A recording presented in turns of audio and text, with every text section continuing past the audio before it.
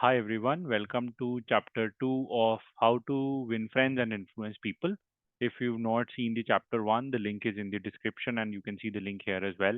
So, chapter 1 is about what this book is, why this book was written, when was this book written, where was this book written, how should you read this book, how should you apply the principles in this book, and how would this book would help you. So if you've not seen the video yet, I would suggest you go ahead, look at chapter 1, and then you can directly listen to chapter 2 as well. But this primarily, have you ever found yourself in any of these situations where you feel your voice is not heard, you're not being valued, you're struggling to make new friends, or you're having a hard time influencing people? Then this book is definitely for you. So that is what chapter 1 covers. Let's go ahead talk about what we are going to cover in this video. So if you see from chapter 1, there are primarily four parts to this book. Part 1 is fundamental techniques in handling people. Part 2 is 6 ways to make people like you. Part 3 is how to win people to your way of thinking. And part 4 is be a leader, how to change people without giving offense or arousing resentment. Each of these parts has chapters underneath it. There are total 30 chapters. And if you see, these are the chapters that I've shown here. In the previous video, we have covered chapter 1. If you want to gather honey, don't kick over the beehive. We've covered the different concepts under this chapter, different principles that Mr. Carnegie has given under this chapter. And in this video, now we're going to talk about chapter 2, the big secret of dealing with people. So without wasting any time, let's get started. Chapter 2, The Big Secret of Dealing with People, covers these seven key themes. Let's go ahead, start deep diving into each of these themes. But first of all, what is the big secret of dealing with people? The key theme of this chapter revolves around the concept of understanding and catering to people's innate desire to feel important and appreciated. What this means is that everyone wants to feel important as appreciated as much as you want to do. But what happens is we usually want ourselves to feel important and appreciated, and this is what we'll cover in this video on why is it important to make others feel important and appreciated, and how can you genuinely do that.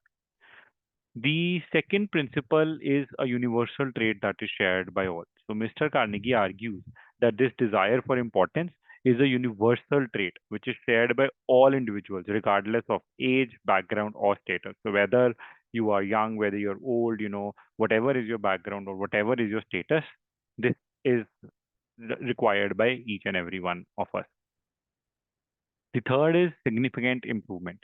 So, throughout this entire chapter, Mr. Carnegie provides examples and anecdotes to illustrate how acknowledging and affirming people's importance can lead to significant improvements in interpersonal relationships and communication. So, what this means is that if you're giving importance to people, if you're showing them that yes, they are important to you, it can really improve your relationships with other people. We'll see this in the video with examples. The next is he offers practical strategies. I've covered this in chapter 1, video 1 as well, that Mr. Carnegie emphasizes the transformative impact of genuinely valuing and respecting others, which means you don't just have to flatter somebody, you have to generally value and respect others.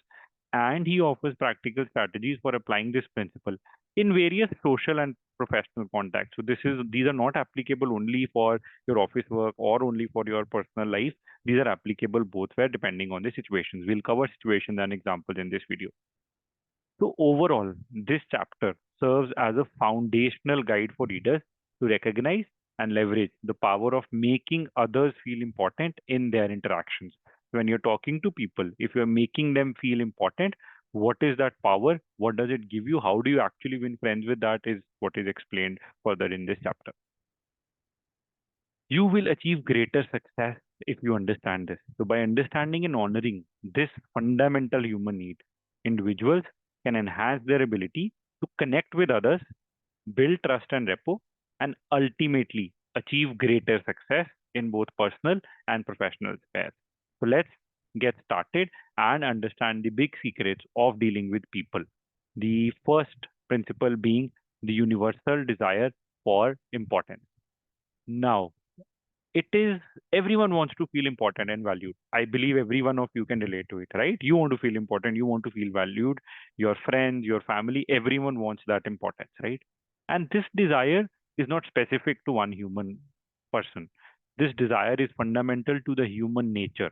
It transcends cultural, social, and economic differences, right? So it is not that it is specific to one specific race or culture or social or economic people.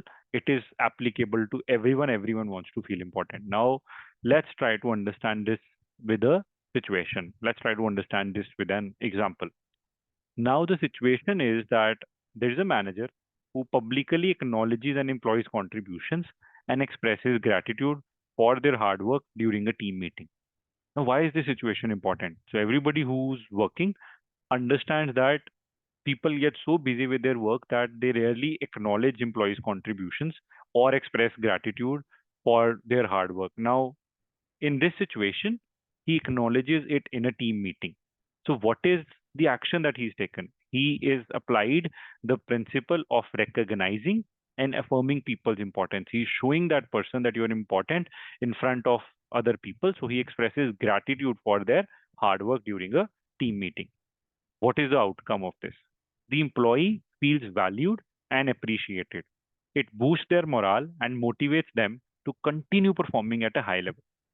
This recognition fosters a positive environment and encourages other employees also to strive for excellence. So what you've done is you brought that person to limelight. It has given him motivation to perform over and above. Let's move on to the next principle, which is the power of recognition. Now, the power of recognition. Carnegie underscores the transformative impact of recognizing and affirming people's importance, right? So, one, you're not only showing them importance, you are recognizing and affirming their importance. He discusses how acknowledging others' contributions, achievements, and worth can strengthen relationships, boost morale, and foster goodwill. Now, let's try to understand this with another situation where an employee suggests an innovative idea to improve efficiency in the workplace. What does the manager do?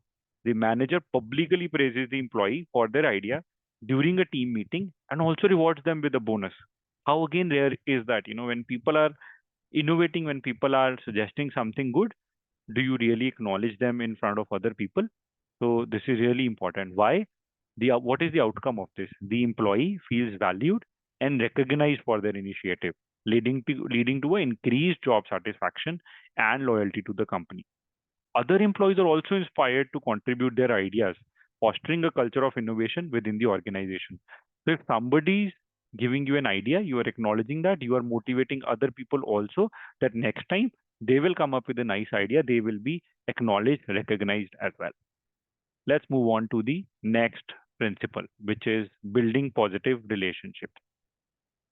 Now, Carnegie explores how prioritizing others' importance can enhance interpersonal relationships. You can improve your relationships with others if you prioritize them and their importance.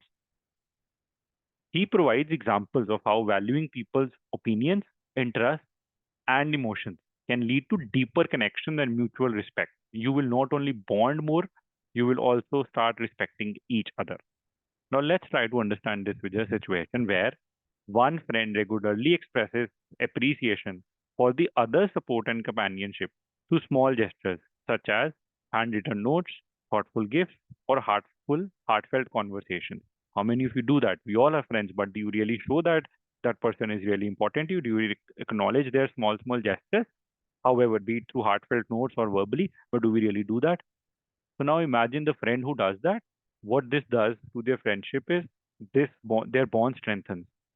Both friends feel valued and cherished in the relationship, leading to a greater trust, understanding, and emotional support during challenging times. This is what is the power of prioritizing others' importance and valuing their opinions, interests, and emotions as well, because they're doing something for you. It is very important to acknowledge that. Let's move on to the next principle of effective communication strategies. Now, Carnegie offers practical strategies for incorporating the principle of importance into communication. He discusses techniques such as active listening, asking questions, and showing genuine interest in others as a way to affirm their significance. Let's try to understand this with your situation. So a friend is going through a very difficult breakup and seeks emotional support. Happens with a lot of us. Friends go through breakup or hard times and they want emotional support. Think about it. What do you do in such situations? And then let's see what this person does. The listener here listens with empathy and offers words of comfort and validation, thus creating a safe space for emotional expression and healing.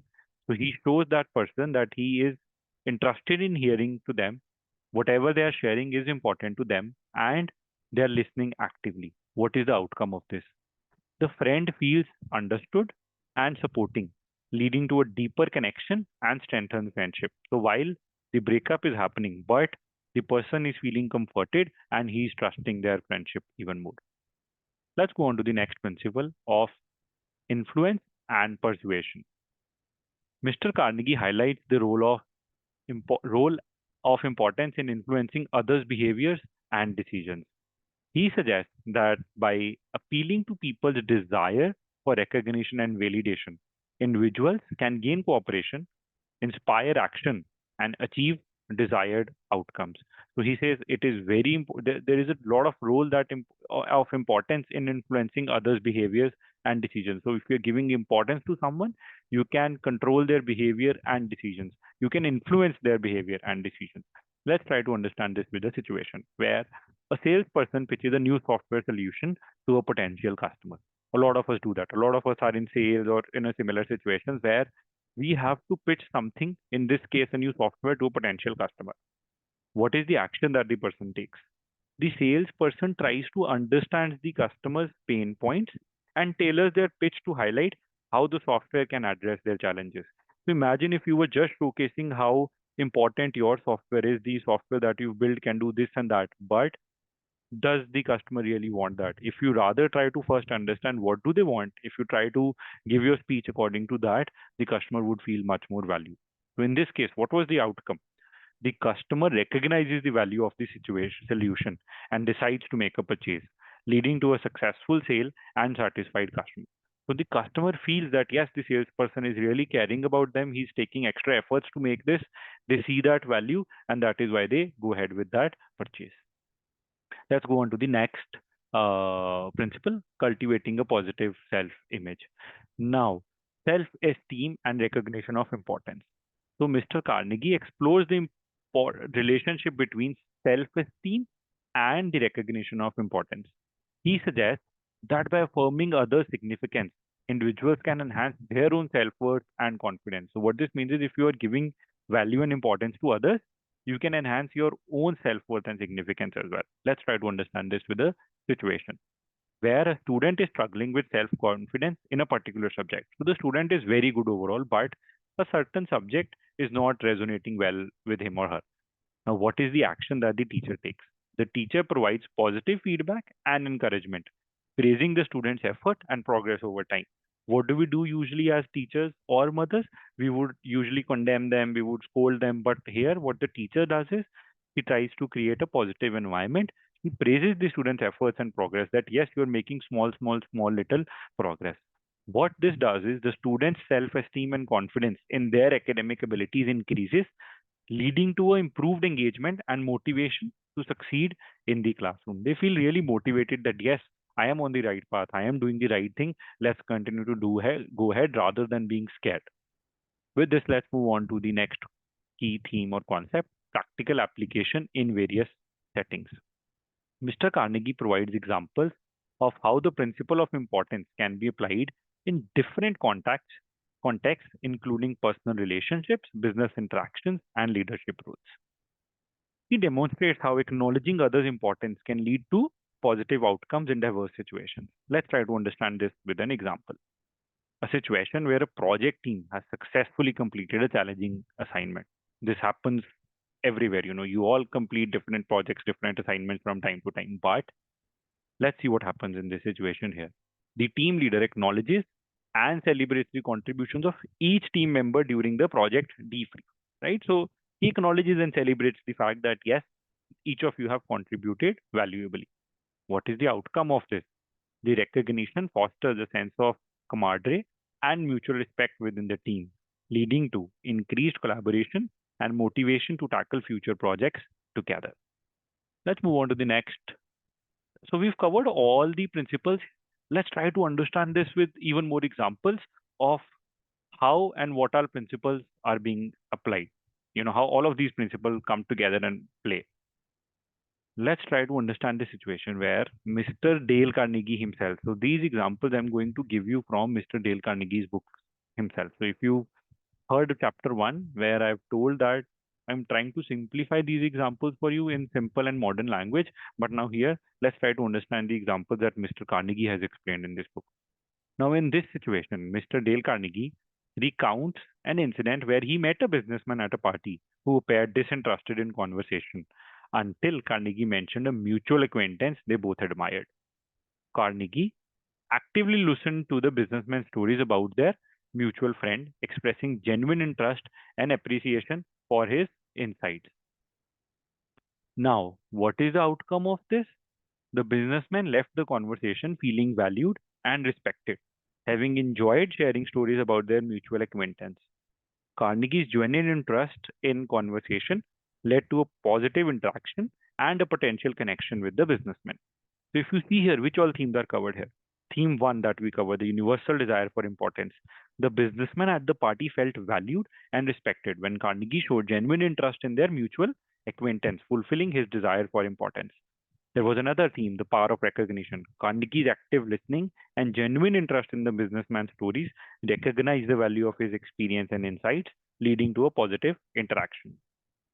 Theme 3, building positive relationships. By engaging in a meaningful conversation and showing genuine interest in the businessman's stories, Carnegie strengthened their connection and built rapport. Theme 4, effective communication strategies. Carnegie's approach of actively listening and asking questions demonstrated effective communication skills, fostering a constructive dialogue and mutual understanding.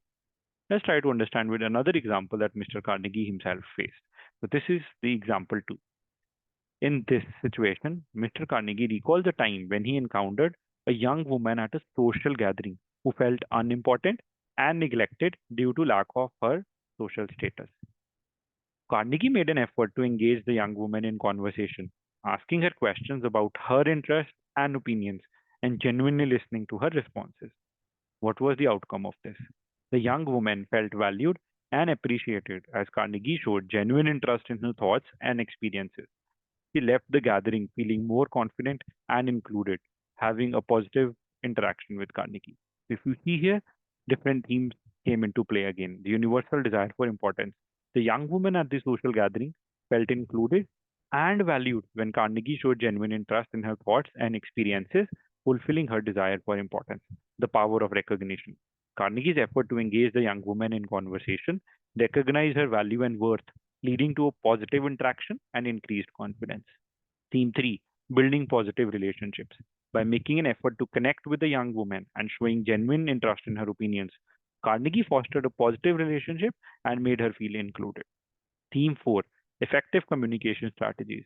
Carnegie's approach of asking questions and actively listening demonstrated effective communication skills, creating a meaningful dialogue and fostering mutual respect.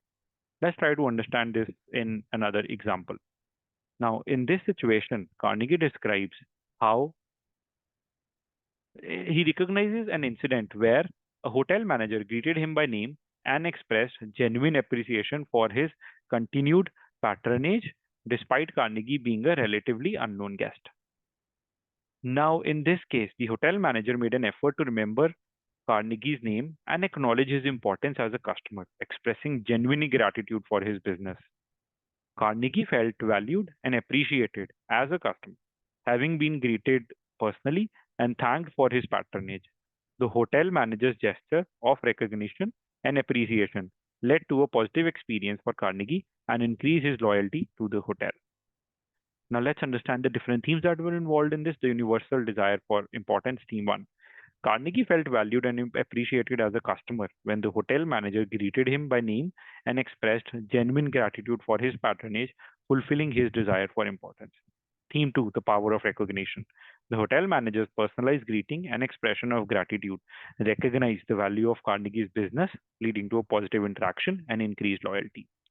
Theme 3, building positive relationships. By acknowledging Carnegie's importance as a customer and expressing genuine gratitude for his patronage, the hotel manager strengthened their relationship and fostered loyalty. Theme 4, effective communication strategies.